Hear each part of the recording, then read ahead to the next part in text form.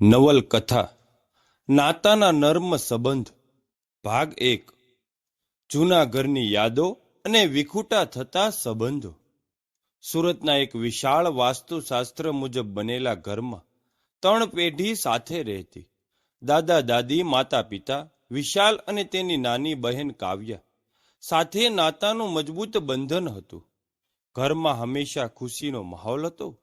સવારે દાદા દાદી પૂજા કરતા, મા રસોઈ બનાવતી, પિતા નોકરીએ જતા અને કાવ્યા કોલેજ માટે તૈયાર થતી। વિશાલ જે પરિવારનો મોટો દીકરો હતો, મુંબઈમાં એક મોટી કંપનીમાં કામ કરતો। એ ભણવામાં તેજસ્વી હતો અને કુટુંબ માટે ગૌરવનું કારણ બન્યો। પણ છેલ્લા 2 વર્ષથી વિશાલ ખૂબ જ વ્યસ્ત થઈ ગયો હતો। તેનું ઘરમાં આવવાનું બંધ થઈ ગયું હતું। માતા દર અઠવાડિયે ફોન કરતી, પણ બધું ફક્ત 2-3 મિનિટની વાતચીત સુધી મર્યાદિત હતું। વિશાલ, તને ખાવા માટે કંઈ મોકલું? ના માં, હું અહીં બધું સંભાળી લઈશ। સાંભળ, તું ક્યારે આવશે? હાલ પ્લાન છે નહીં, ઓફિસમાં બહુ પ્રેશર છે। વિશાલ સતત બહાના કાઢતો, એક વલણ કે જેણે માતાનું દુઃખ આપ્યું। કાવ્યા તો હંમેશા તેને મળવા ઈચ્છતી। ઘરમાં એનું નામ લેતા જ ચહેરા દુઃખી થઈ જતા। દાદા દાદી અને માતા પિતાને એક બરાબર સમજાતું કે હવે પરિવારમાં કોઈક ખોટ છે। એક દિવસ કાવ્યા અને દાદી જૂની યાદો તાજી કરવા માટે સ્ટોર રૂમમાં ગઈ।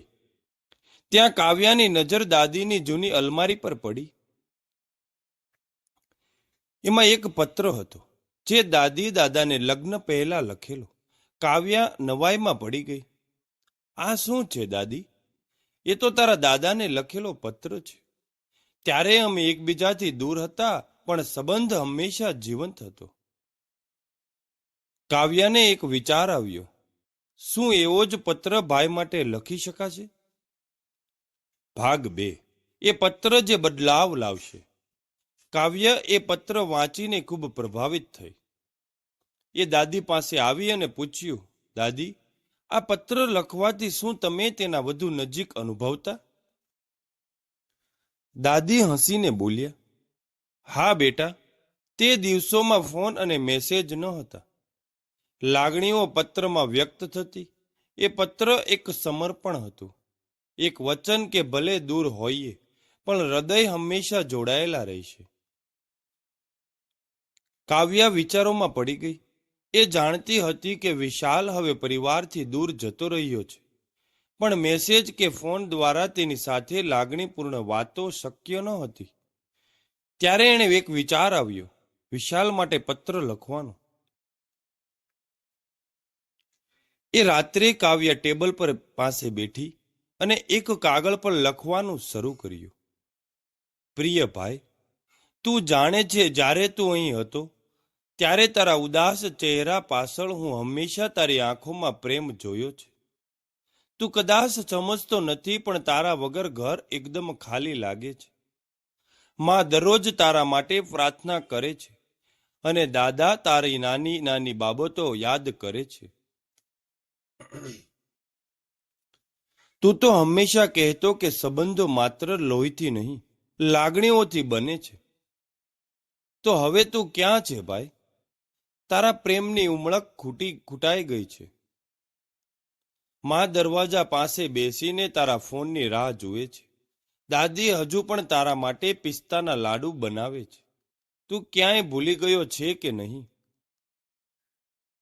અમે તારા માટે આજીવન ઊભા છીએ। તારા માટે આપણું ઘર હંમેશા ખુલ્લું છે। પણ શું તું પાછું ફરીશ? શું તું ફરીથી એકવાર આપણા સંબંધો જીવંત કરવાનું પસંદ કરીશ? તારી નાની બહેન કાવ્યા।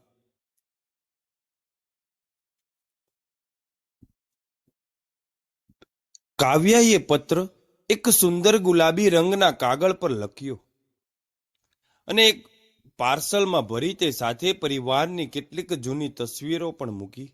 હવે જો આ પત્ર ભાઈના દિલ સુધી પહોંચે છે કે નહીં, એ વિચારતી રહી। ભાગ 3 વિશાલની પત્ર પરની પ્રતિક્રિયા। મુંબઈમાં વિશાલની ઓફિસનું જીવન હંમેશા વ્યસ્ત અને દબાણભર્યું રહેતું। નફાની સંખ્યાઓ, ક્લાયન્ટની મીટિંગ્સ અને પ્રોજેક્ટ ડેડલાઇન્સ વચ્ચે એ પોતાનું અંગત જીવન ભૂલી ગયો. મોડી રાત્રે ઘરે જતો, એકલો જમતો અને ફરી સવારે કામ પર નીકળી જતો. પરિવાર, સમય ક્યાં છે એની માટે? એના મનમાં હંમેશા આ જ વિચાર આવતો. એક દિવસ જ્યારે એ અગત્યના પ્રેઝન્ટેશન માટે તૈયારી કરી રહ્યો હતો, એટલે એની રિસેપ્શનિસ્ટે એને એક પાર્સલ લાવી આપ્યું. વિશાલે અજાણપણે પાર્સલ ખોલ્યું. અંદર એક પત્ર હતો, કાવ્યાનું પત્ર. જેમ જેમ એ વાંચતો ગયો એમ એમ એના હૃદયમાં એક અજીબ લાગણી ઉદ્રવી. એ પાછલા થોડા વર્ષોનું ચિત્ર મનમાં સ્પષ્ટ થવા લાગ્યું. દાદી ક્યારેય તેના માટે લાડુ બનાવતી, મા દરવાજા પાછળ રાહ જોતી, કાવ્યા હંમેશા ભાઈ સાથે રમવા ઈચ્છતી. પત્રના અંત સુધી આવતા એની આંખો ભીની થઈ ગઈ. હું શું કરી રહ્યો છું? એના મનમાં વિચાર આવ્યો. આજે હું જ્યાં છું એમાં પરિવારનો મોટો ફાળો છે, પણ હું તો એમને જ ભૂલતો ગયો છું. વિશાલ આખી રાત ઊંઘી શક્યો નહીં. એના મનમાં બાળપણની યાદો ફરી ગુંજવા લાગી. દાદા દાદી સાથે ગુલાબી બાગમાં સાયકલ ચલાવવી, મા સાથે રસોઈમાં મદદ કરવી, પપ્પા સાથે ક્રિકેટ રમવું, એ બધું જ પાછું યાદ આવ્યું. આના માટે શું કરવું જોઈએ એ વિચારતો રહ્યો. સવાર થતાં જ વિશાલે એક મોટો નિર્ણય લીધો. એ ઘરે જવાનો હતો. એ ઓફિસમાં ગયો અને મેનેજર પાસે રજા માંગી. મને હવે થોડા દિવસ માટે પરિવાર સાથે રહેવું છે. મેનેજર આશ્ચર્યમાં, કારણ કે વિશાલ ક્યારેય રજા માંગતો જ ન હતો. વિશાલ, તને બધું ઠીક છે? મેનેજરે પૂછ્યું. હા, હવે બધું ઠીક થવાનું છે, એ હસ્યો. વિશાલે તરત જ ટ્રેનની ટિકિટ બુક કરી. વર્ષો પછી એ પરિવાર સાથે સમય પસાર કરવા ઉત્સુક હતો. ભાગ 4. ઘર વાપસી અને જૂની યાદો તાજી થવી. વિશાલ વર્ષો પછી પહેલીવાર અમદાવાદ સ્ટેશન પર ઉતર્યો. ગરમ હવામાં એક અજાણી શાંતિ હતી. સ્ટેશન પણ કદીક મા બાપ આવતા, આજે કોઈ ન હતું. મા બાપને ખબર પણ ન હતી કે વિશાલ આવી રહ્યો છે. ટેક્સીમાં બેસીને એ ઘર તરફ નીકળ્યો. રસ્તાઓ જાણીએ ઓળખ્યા લાગ્યા, પણ કેટલાક નજારા બદલાઈ ગયા હતા. શેરીઓમાં નવા મોલ આવી ગયા હતા. જૂના દુકાનદારો કદાચ બદલાઈ ગયા હતા, પણ વિશાલના હૃદયમાં એક જ આશા હતી. ઘર એ જ હશે, મારા લોકો એ જ હશે. જેમ જેમ ઘર નજીક આવતું ગયું, હૃદયના ધબકારા તેજ થતા ગયા. ઘરનો દરવાજો જોવા મળ્યો, એ જ ચોખ્ખું અને સજાવટ વાળું ઘર. વિશાલ ટેબલ પાસે પડેલા એક ખૂણા પર બેઠો અને ઘરની શાંતિ માણતો રહ્યો. વિશાલ, કાવ્યા દોડીને તેના તરફ આવી. એની આંખોમાં એક સાથે આંસુ અને આનંદ. ભાઈ, તું સાચે જ આવી ગયો? વિશાલે કાવ્યાને ગળે લગાવી દીધી. હા છોકરી, તારા પત્રે મારી આંખો ખોલી દીધી. માતા રસોડામાં હતી. તેણે આ અવાજ સાંભળ્યો અને દોડી આવી. વિશાલ? એ દોડીને તેના ગળે પડી. તારા પપ્પા રોજ પૂછતા કે તું ક્યારે આવીશ. તને કંઈ ખબર નથી કે અમે તને કેટલા યાદ કરતા હતા. દાદા દાદી પણ આવી ગયા. દાદીએ વિશાલના માથા પર હાથ ફેરવીને કહ્યું, છોકરા, ઘણા વર્ષો પછી તારી આંખોમાં ફરી તેજ ઉમળક દેખાય. હવે ફરી જતા નહીં. વિશાલની અંદર એક અહેસાસ જાગ્યો. હું ભૂલી ગયો હતો કે પ્રેમ અને સંબંધોનો જીવનનો સાચો અર્થ આધાર છે. રાત્રે આખું કુટુંબ એક ટેબલ ઉપર ભેગું થયું. ખાસ જમણ તૈયાર થયું. દાદીનું પિસ્તાના લાડુ, માની વાનગીઓ અને કાવ્યા માટે ચોકલેટ. હળવી વાતો, જૂની યાદો અને હાસ્ય વરી ઘરમાં ગુંજાયું. આજ રાત્રે વિખૂટા થયેલા સંબંધો ફરીથી જોડાઈ ગયા હતા. ભાગ 5. ફરી એકવાર પરિવાર બની રહેવાનું વચન. વિશાલ માટે તે રાત વિશેષ હતી. વર્ષો પછી તે તેના પરિવાર સાથે એક જ ટેબલ પર બેઠો હતો. માતાના ઘરે બનેલા જમવાનું માણી રહ્યો હતો. કુટુંબના દરેક સભ્યના ચહેરા પર આનંદ અને શાંતિ હતી. ભાઈ તું ફરીથી ઘરે ક્યારે રહેશે? કાવ્યાએ મજાકમાં પૂછ્યું. વિશાલ થોડીક ક્ષણ માટે નિશબ્દ રહ્યો. પછી એની આંખોમાં એક ઢોસ નિર્ણય ઝળક્યો. હું આ વખત ફક્ત થોડા દિવસ માટે નથી આવ્યો, એ બોલ્યો. હું મારી નોકરી છોડી રહ્યો છું અને હવે પાછો અહીં શિફ્ટ થઈશ. ઘરમાં અચાનક શાંત થઈ ગયું. માતા, દાદા, દાદી અને પિતા એકબીજાની સામે જોઈ રહ્યા. શું તું એ મોટી કંપની અને તારી મહેનતને છોડીને અહીં રહેવા ઈચ્છે છે? પપ્પાએ આશ્ચર્ય સાથે પૂછ્યું.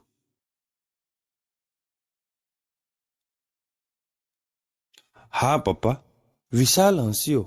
મારે હવે કંઈક એવું કરવું છે કે જે ફક્ત પૈસો નથી પણ શાંતિ આપે, અને એ શાંતિ ફક્ત મારા પરિવાર પાસે છે. માતાની આંખોમાં આંસુ આવી ગયા. પણ બેટા, તું એમાં ખુશ રહેશે? હા માં, હું અહીં મારી જાત માટે કંઈક નવું શરૂ કરીશ. મારા મિત્રો માટે, મારા માટે અને આપણા માટે, એ આત્મવિશ્વાસભેર બોલ્યો. કાવ્યા ઉછળી પડી. મતલબ હવે તું દરરોજ મારાથી ઝઘડી શકીશ? બધા હસી પડ્યા. દાદી ધીમેથી બોલ્યા. વિશાલ જે કદી ગયો જ ન હતો તે પાછો આવી ગયો છે. વિશાલે બધા સામે જોયું. આજે વર્ષો પછી એ સાચે જ ઘરમાં મહેસૂસ કરી રહ્યો હતો. ભાગ 6. નવા સપનાની શરૂઆત. વિશાલનો આ નિર્ણય પરિવારમાં સૌ કોઈ માટે આશ્ચર્યજનક તો હતો, પણ દરેકના હૃદયમાં હર્ષ હતો. માતા અને પિતા હવે નિશ્ચિત હતા કે તેમનો દીકરો ફરી કુટુંબનો એક ભાગ બનશે. કાવ્યા તો ખુશીથી ઉછળી પડી. ભાઈ તો અહીં રહીને શું કરશે? એ આતુરતાથી પૂછ્યું. વિશાલ થોડી ક્ષણ માટે વિચારોમાં પડ્યો અને પછી મલકાતો બોલ્યો. મારે હંમેશા કંઈક નવું કરવાની ઈચ્છા હતી. હવે હું અહીં મારી સ્વતંત્રતા ઓછી માટે સ્ટાર્ટઅપ શરૂ કરીશ. એક એવું કામ કે જેમાં મારે મારા પરિવારથી દૂર જવું ન પડે. પિતા તેના ઊંડા વિચાર સાથે જોયું. અરે બેટા, એ બધી વસ્તુઓ શહેરી જીવન માટે છે. અહીં એ બધું શક્ય હશે? વિશાલ પોતાનો ફોન કાઢી એક પ્રોજેક્ટ દસ્તાવેજ બતાવતો રહ્યો. હા પપ્પા, હું અહીં લોકલ કલા અને હસ્તકલા વેચવાનો બિઝનેસ શરૂ કરીશ. આપણા ગામના લોકો માટે રોજગાર પણ ઊભું કરી શકીશ. દાદા ખુશ થઈ ગયા. આ તો બહુ સારો વિચાર છે. આજના યુવાનો પોતાના શહેર કે ગામ માટે કંઈક નવું કરે એ જોવા ઘણા વર્ષો પછી મળી રહ્યું છે. કાવ્યા તો ઉત્સાહિત થઈ ગઈ. ભાઈ, હું પણ તારી સાથે કામ કરીશ. બધા હસી પડ્યા. માતા આ બધું સાંભળી આનંદ અનુભવી રહી હતી. આજે વર્ષો પછી ઘરમાં ફક્ત હસતા ચહેરા હતા. વિશાલને લાગ્યું કે આ સાચા રસ્તે છે. હવે એ ફક્ત કુટુંબ માટે જ નહીં પણ પોતાના માટે એક નવા સપનાની શરૂઆત કરી રહ્યો હતો.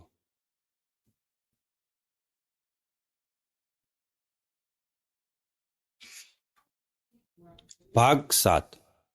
નવી જિંદગી માટે પ્રથમ પગથિયું. વિશાલનો નિર્ણય તો પાક્કો હતો, પણ નવી શરૂઆત માટે કોઈ પગલાં લેવા પડે એ માટે એક યોજના બનાવવાની જરૂરત હતી. સવારની ચા સાથે પિતાજીએ પૂછ્યું. વિશાલ, તારા બિઝનેસ માટે ક્યાંથી શરૂ કરશો? વિશાલે એક કાગળ ટેબલ પર મૂક્યો. આ એ લોકોની યાદી છે જે આપણા ગામ અને શહેરમાં હસ્તકલા અને હેન્ડમેડ પ્રોડક્ટ્સ બનાવે છે. મને લાગે છે કે આપણે તેમને સાથે જોડીને એક ઓનલાઈન પ્લેટફોર્મ બનાવી શકાય. કાવ્યા ઉછળી પડી. હું સોશિયલ મીડિયા અને માર્કેટિંગ સંભાળીશ. દાદા હસ્યા. આ તો પરિવારનો બિઝનેસ બની જશે. વિશાલ અને કાવ્યાએ ગામના લોકો સાથે વાતચીત શરૂ કરી. ઘણા લોકો ખુશીથી સહકાર આપવા માટે તૈયાર હતા. કેટલાક લોકો થોડા શંકાસ્પદ હતા. શું આમાંથી કંઈ ફાયદો થશે? પણ વિશાલે તમામને ખાતરી આપી કે આ પ્રોજેક્ટ તેમને નવો રોજગાર આપશે. સાથોસાથ માતાએ પણ વિશાલ માટે એક આશીર્વાદ આપ્યો. જ્યાં પ્રેમ અને મહેનત હોય ત્યાં સફળતા જરૂર મળે. વિશાલે એક નવો ધ્યેય નક્કી કર્યો. મારે ફક્ત એક બિઝનેસ નહીં પણ ગામ માટે કંઈક સારું કરવું છે.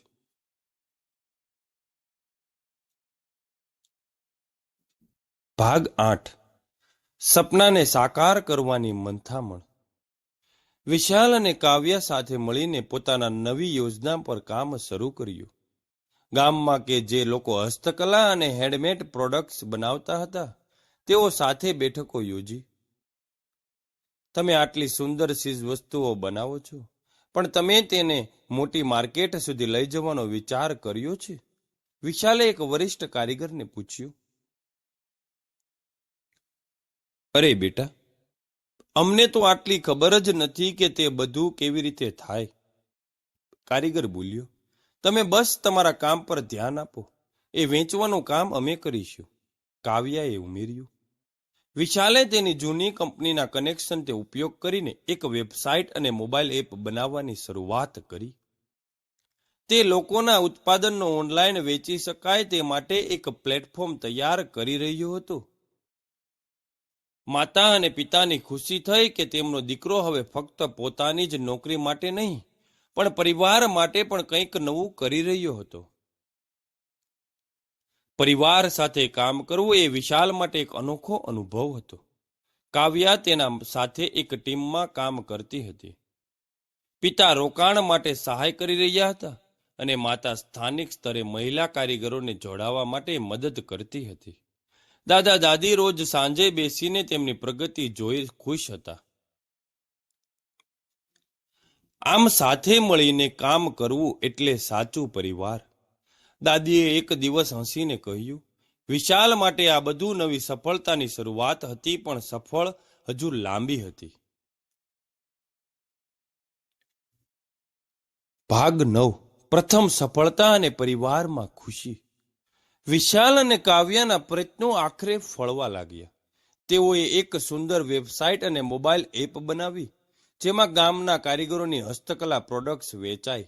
આ નવો પ્રોજેક્ટ ગુજરાત હેન્ડીક્રાફ્ટ્સ નામથી લોન્ચ કરવામાં આવ્યો. પ્રારંભિક 1 મહિનામાં થોડા ઓર્ડર મળ્યા, પણ પછી કાવ્યાની માર્કેટિંગ સ્ટ્રેટેજી અને વિશાલની નેટવર્કિંગથી ઓર્ડર વધવા લાગ્યા. એક દિવસ ખાસ તહેવાર માટે એક મોટો ક્લાયન્ટનો ઓર્ડર આવ્યો. એ ઓર્ડર ગામના કારીગરો માટે એક નવા આશાના કિરણ સમાન હતો. ગામના લોકો, જેમણે ક્યારેય વિચાર્યું પણ ન હતું કે તેમની હસ્તકલા દુનિયાભરમાં વેચાશે, હવે ઉત્સાહિત થઈ ગયા. વિશાલભાઈ, તમારા કારણે આજે અમારી મહેનતનું કદર થઈ રહી છે, એક કારીગર અશ્રુભીની આંખે બોલ્યો.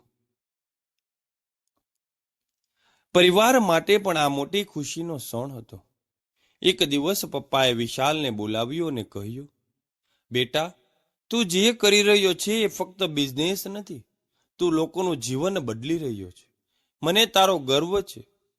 દાદા અને દાદી ખુશ થઈ ગયા. માતા તો હંમેશા ઈશ્વરનો આભાર માનતી કે તેનો દીકરો આજે પરિવાર સાથે અને સમાજ માટે કંઈક કરી રહ્યો છે. આજે એ દિવસ હતો જ્યારે કુટુંબ માત્ર ભેગું થયું ન હતું, પણ સાથે મળીને એક સફળતા સર્જી રહ્યું હતું. ભાગ 10. હેપી એન્ડિંગ અને એક નવું પ્રારંભ. વિશાલ અને કાવ્યા માટે આ એક ખાસ દિવસ હતો. તેમની હસ્તકલા કંપની ગુજરાત હેન્ડીક્રાફ્ટ્સ હવે ફક્ત એક પ્રોજેક્ટ ન હતી, પણ એક સફળ બ્રાન્ડ બની ગઈ હતી. દેશભરમાંથી ઓર્ડર આવતા હતા અને ગામના કારીગરો માટે આ એક નવો રોજગાર બની ગયો હતો. એક સાંજે પરિવાર બાગમાં બેસીને ચા પીતો હતો. બધાની આંખોમાં ખુશી અને સંતોષ હતો. વિશાલ, તું આજે પાછો નહીં ફરતો, સાચું ને? કાવ્યાએ પૂછ્યું. વિશાલ હસ્યો. હા, હવે ક્યાંય જવાનું નથી. આ મારું ઘર છે અને અહીં જ મારું ભવિષ્ય છે.